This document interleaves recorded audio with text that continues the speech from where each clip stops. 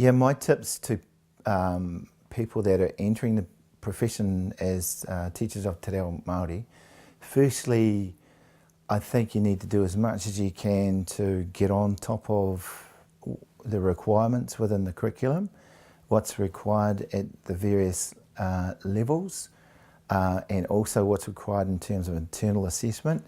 You need to be totally in control of what's required there. So there will be people within your school, like the principal's nominee to NZQA. That is a person that any new Māori teachers need to really have a good relationship with. There will be questions that you can ask that that person can find out for you.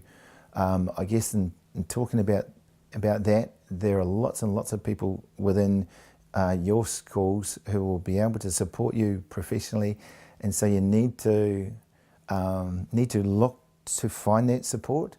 And you will know who those people are, but I think it's important that you don't try and do it all on your own. There are people within your department, there are other language teachers, for example, that have similar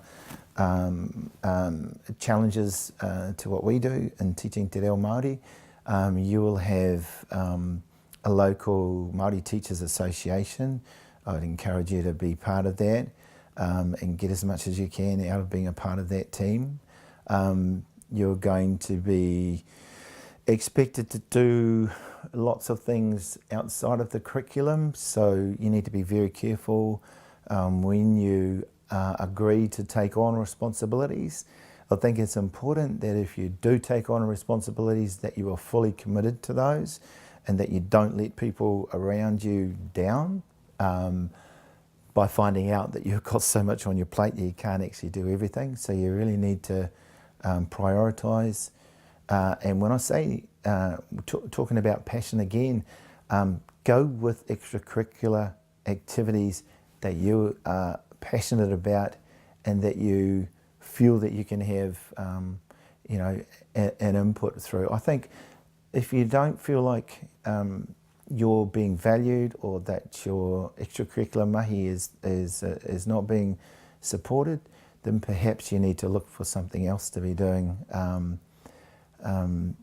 There are going to be huge challenges. There are huge challenges for all teachers. There are particular challenges for Māori teachers, and I think we have to grow an extra, thick skin. We have to be extremely resilient, and we have to be able to take the knocks. So we've got to be able to take knocks, and we've got to be able to get up. And some of those knocks are going to come from the most unexpected places. They're probably not going to come from your students.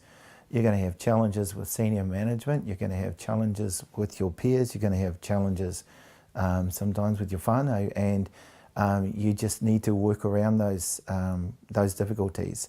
It's not just going to be fixed by shifting schools. So that's pretty clear guidance from my perspective. Somebody who's been teaching for nearly, oh gosh, how many years? Over 25 years, is that you will get the knocks, but you've got to be able to be strong enough to take those. There are always policies and procedures within schools that we don't necessarily agree with, that we don't necessarily, we're not necessarily informed of. So in terms of, like, we end up taking lots of trips away. There's going to be a trip policy that you need to be on top of before you take your first trip away. Little things like that. You can't just go out period 5 and put a hangi down because most schools won't have policies and procedures that allow that. You can't just take a minivan of students off campus. So be sure what your school policies are around those things. But by all means, get involved in those extracurricular things, because those are the things that make the curriculum real for the students. So creating those horopaki, or those contexts from which our students can learn.